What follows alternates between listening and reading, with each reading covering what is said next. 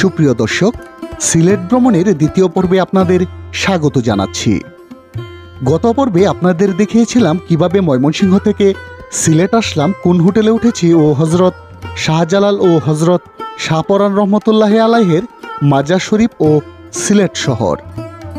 আজ আমরা আপনাদের নিয়ে ঘুরে দেখব বাংলাদেশের মধ্যে সবচেয়ে বড় সিলেটের ঐতিহ্যবাহী মালনীছড়া চা বাগান ও সিলেটের অন্যতম পর্যটন এরিয়া জাফলং। যারা আমার আগের পর্বটি দেখেননি তাদের জন্য লিংক কমেন্ট বক্সে দিয়ে রাখলাম, দেখে আসতে পারেন।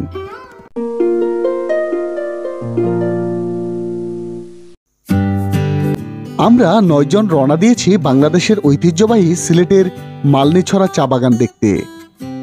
শহর থেকে এয়ারপোর্টের রাস্তা ধরে 3 কিলোমিটার পথ পেরোলেই এই চা বাগানের অবস্থান।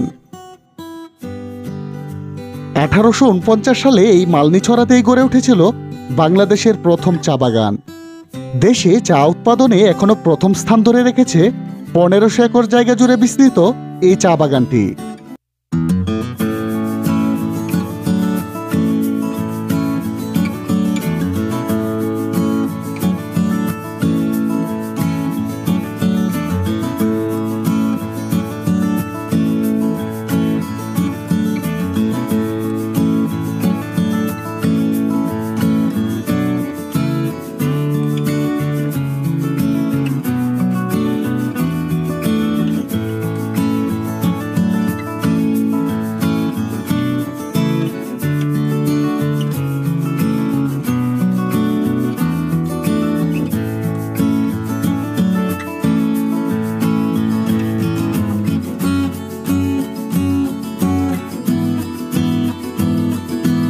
চা বাগানের সীমানাতেই ঘরবাড়ি বানিয়ে বাস করেন চা শ্রমিকরা।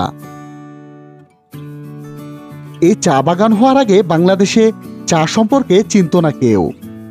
তাই আমাদের চা পানের ইতিহাস ও মালনীছড়া চা বাগান একই সূত্রে গাঁথা।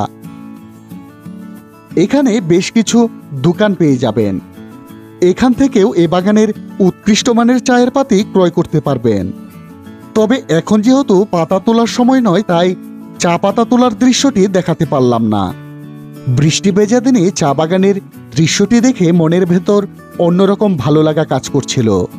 অনেক দর্শনার্থী প্রতিদিন চা বাগান দেখতে আসেন।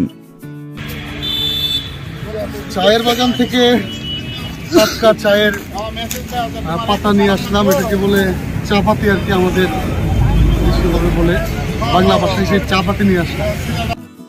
যাক, চা বাগান দেখে আমরা রওনা দিলাম জাফলং এর উদ্দেশ্যে।